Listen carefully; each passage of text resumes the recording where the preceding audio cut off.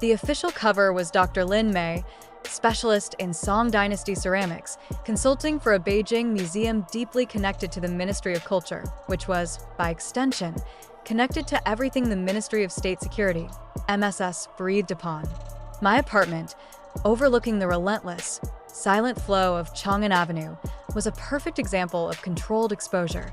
Antique furniture, genuine Ming vases, and 7 distinct angles of surveillance penetration I had cataloged and learned to navigate. The air in Beijing was thick, not just with pollution, but with information density, the silent hum of signals intelligence gathering every misplaced syllable. My current target wasn't a physical document or a person, but an encryption algorithm, Project Nighthawk, a piece of quantum scaffolding that, if operationalized by the MSS, would render Western communications dark for a generation. The scientist who had developed it, designated Orion, was turning, forced by a devastating family emergency we leveraged with surgical precision. The exchange had to happen tonight, in the shifting shadows of the Wangfujing night market, specifically a dense, noisy nexus of sensory chaos known for its food stalls. The plan was audacious, relying entirely on misdirection and the inherent visual noise of thousands of hungry consumers.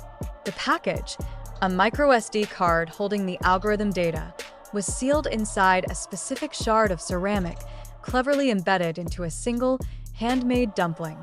This was the genius and the sheer terror of the operation, hiding the catastrophic within the commonplace.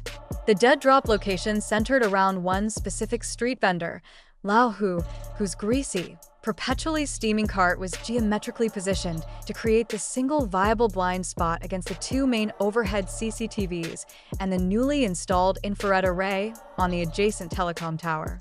Lao Hu himself was a complete unknown, a variable zero, not vetted, not bribed, just a consequence of coordinates. If he moved his cart 3 inches, the entire Operation Orion's life, and my deep cover would vaporize. I felt the familiar tightening in my chest, the way the paranoia wasn't just mental anguish but a physical weight, like wearing lead-lined silk. Every step on the slick pavement, every scent of sizzling lamb and anise, was a potential tripwire. The objective was simple. Orion buys the right dumpling basket, I confirm the exchange, and we both vanish. The key to the confirmation, the single word that guaranteed success or immediate incineration, was dumpling. My operational brief, finalized hours before, came not through encrypted radio but through an elegant piece of digital steganography, a 4-star review of a historical tea house published 10 days prior. Hidden in the review's formatting was the instruction set.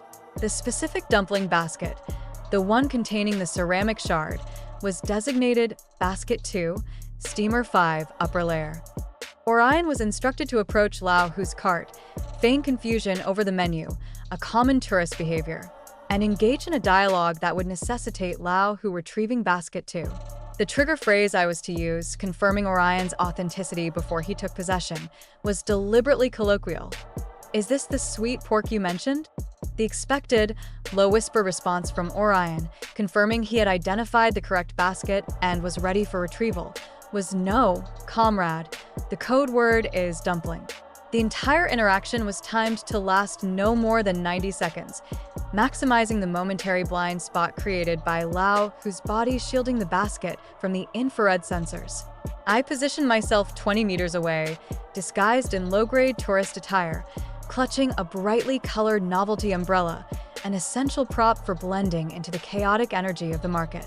The wind picked up, swirling the scents and the noise into a dizzying vortex. I tracked the 4 known MSS perimeter surveillance assets, nicknamed the 4 Dragons, 2 mobile teams disguised as sanitation workers, and 2 stationary assets monitoring the electronic signature sweep. The pressure wasn't just the MSS, it was the physics of the marketplace. One bump, one surge of the crowd, one minor adjustment of Lao Hu's cart, and the geometry of protection would fail. I watched Orion approach the cart. He was visibly pale beneath the fluorescent glow of the stall lights, sweating profusely despite the cool evening air, behavior that screamed, asset under duress to anyone trained to look.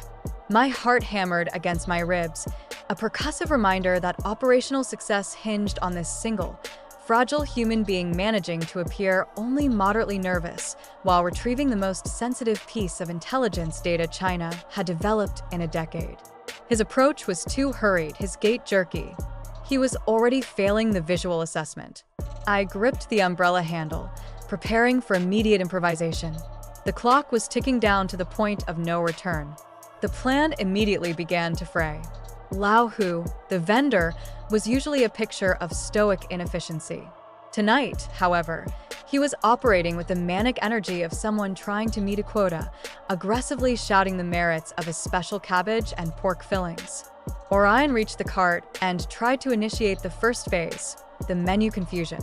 But before Orion could even utter the first line about sweet pork, Lao Hu, eager to make the sale, grabbed the nearest steamer, basket 1, and shoved it toward Orion. Freshly steamed, comrade. Don't dawdle. Lao Hu yelled, spitting droplets of condensation onto the steam hood. Basket 1 held common fare. Basket 2, the objective, remained tucked further back on the rack. Orion froze, his hand hovering over the wrong purchase. The two sanitation workers, Dragon Alpha and Dragon Beta, were closing in slowly, their route designed to pass Lao Hu's cart precisely at the 85-second mark of the exchange window. I had to create a distraction, a cover of noise and anger, to force Lao Hu to halt his sales rhythm and move his body, shielding Orion from the MSS tails long enough for a reset. I surged forward, dropping my umbrella dramatically, feigning intense outrage. Stop! Stop the sale! I shouted, adopting the shrill, demanding tone of a disgruntled, privileged local. Are these dumplings fresh? Look at this cabbage. It's wilted. You dare sell rotten food in this market. I snatched a plain dumpling from basket 1 and mashed it aggressively, staring Lao Hu directly in the eyes. This worked instantly. Lao Hu, whose honor as a vendor was tied directly to the quality of his ingredients, roared in defensive fury, momentarily forgetting Orion. He turned his full attention to me, his back now a perfect human shield, his arms waving wildly as he defended the freshness of his pork. This bought Orion precious seconds. Orion, seizing the chaos, quickly reached past the furious vendor, grabbed basket 2, and prepared to leave, forgetting the critical final step, the code word confirmation. He was about to walk away with the package, potentially leading the MSS straight to our rendezvous, without confirming the exchange was clean or complete. The risk of him being a double agent, or having been compromised mid-route, was still 10% until the code word was spoken. My distraction had secured the physical item, but it had created a far greater risk of exposure. Orion was moving away, eyes wide, package secured, but the confirmation protocol ignored. This meant he hadn't received final clearance, and I couldn't risk the intelligence falling into enemy hands if he were immediately intercepted and searched. I had to pull him back, force the confirmation, and still maintain my cover as the angry customer. Lao Hu, meanwhile, was fully engaged in defending his livelihood. He shoved the basket I had manhandled back toward me. Wilted cabbage? Woman, this is the freshest steam in the hudong. You want the whole menu? What exactly do you want? He demanded, his voice thick with regional dialect and indignation. I saw Dragon Alpha, the sanitation worker, pause just at the edge of the visual noise, their eyes not on the food but on the unusual aggression of the customer, me. I leaned in toward Orion, who was hovering nervously, ready to bolt. The proximity was dangerous, risking visual confirmation of my facial features, but necessary. I whispered the trigger phrase, injecting just enough urgency to cut through the din. Is this the sweet pork you mentioned? Orion, visibly shaking, leaned in closer, attempting to whisper the response. No, comrade, the code word is dumpling. But the noise from Lao Hu, combined with the general market roar, shredded his intended whisper, turning it into a strained, high-pitched vocalization that resonated too clearly in the suddenly shifting wind patterns. Lao Hu immediately misinterpreted the sound and the intent. He thought Orion was defending him against my wilted cabbage claim and using the word dumpling as an affirmation of quality. He beamed, slapping Orion on the shoulder with a hearty, greasy hand, confirming the exact thing we needed to remain hidden was now associated with loud civilian praise. The situation had metastasized from a smooth exchange into a public spectacle centered around high-quality dumplings and a furious argument. Dragon Alpha, whose primary training was pattern recognition, turned fully toward the source of the sustained, high-decibel disturbance. We had crossed the threshold of ambient noise into targeted attention. The surveillance asset, Dragon Alpha, a tall woman in a surprisingly clean sanitation uniform, whom we had nicknamed Viper for her efficient, cold movements, dropped her cleaning cart handle. The change in her posture was instantaneous, the subtle shift from passive monitoring to focused engagement. Viper was no longer observing. She was targeting. She took 3 slow steps closer, pretending to adjust her headset, but her eyes were fixed on the chaotic nexus of the vendor, the loud customer, me, and the nervous buyer, Orion. She hadn't heard the full exchange, but she had definitely registered the heightened tension and the inappropriate level of distress. I knew that Viper's training would dictate she identify the anomaly, not necessarily the content. Orion, realizing he had shouted the response, finally clutched basket too tightly and began his predetermined extraction route, melting into the denser crowd near the silk shops. I had to ensure Viper followed me, the clear, disruptive anomaly, and not Orion, who held the sensitive package. Lao Hu, ecstatic from the perceived high praise and validation, was now enthusiastically offering me a free tasting from Basket 1, the dud. He reached into the steamer with chopsticks, preparing to present the evidence of his quality. I saw the shimmer of the tiny porcelain shard glinting in the oil of the real target dumpling still resting inside Basket 2 as Orion pulled it away. That confirmation was enough, but now I needed operational cleanup. I rejected Lao Hu's offer with a theatrical sneer, escalating the argument again. Quality? This is slop. You'll poison the public. I dramatically grabbed a stack of the disposable styrofoam plates near the cart's edge and scattered them, creating a cascade of litter designed purely to frustrate and distract. Viper was now 5 meters away, closing rapidly. She recognized my aggressive movement as an attempt to flee or initiate a conflict. Her hand moved subtly toward her uniform pocket. The time for subtle maneuvering was over. I needed a tactical detonation. I glanced at the nearest source of chaos, a large metal drum of simmering cooking oil placed precariously close to the cart's support structure.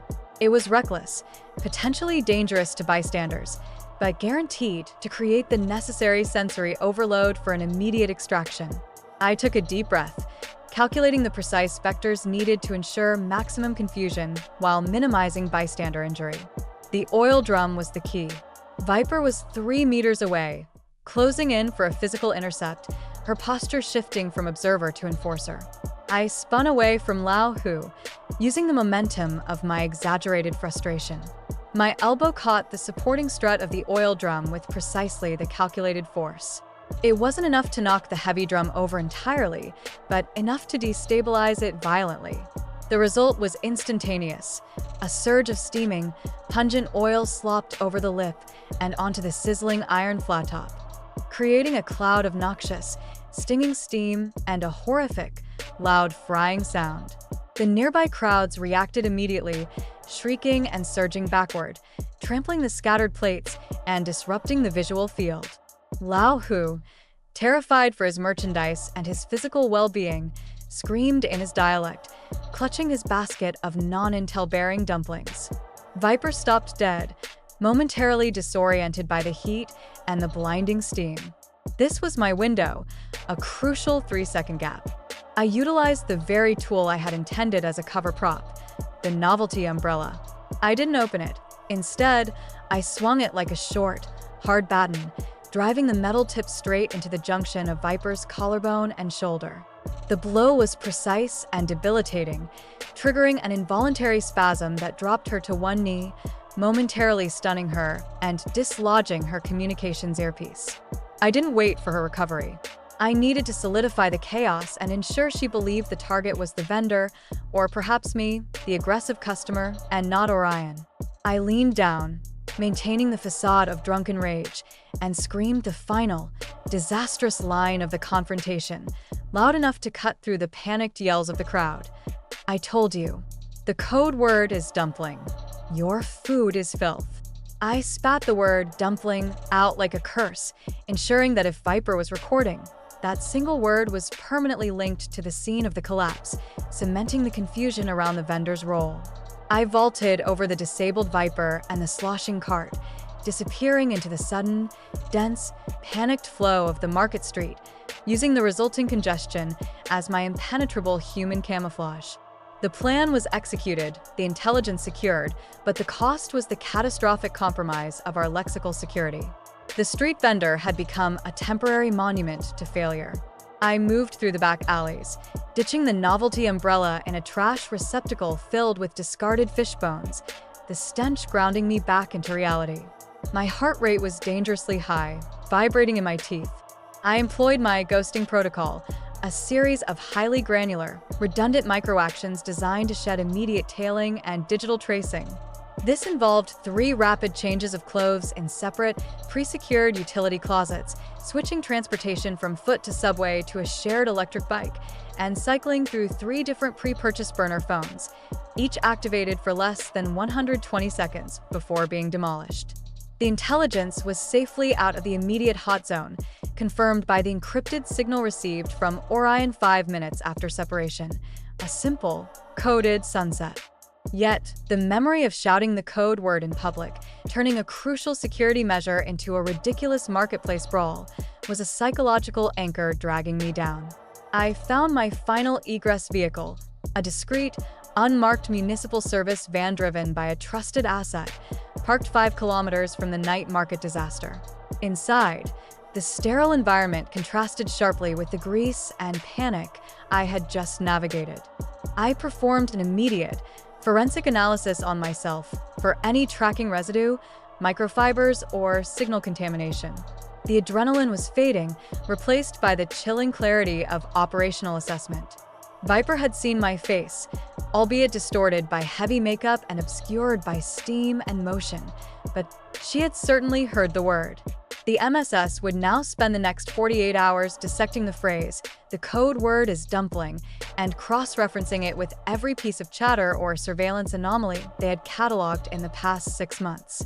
Our lexical dictionary, a masterpiece of linguistic misdirection built over 2 years, was permanently scorched by a single, accidental utterance.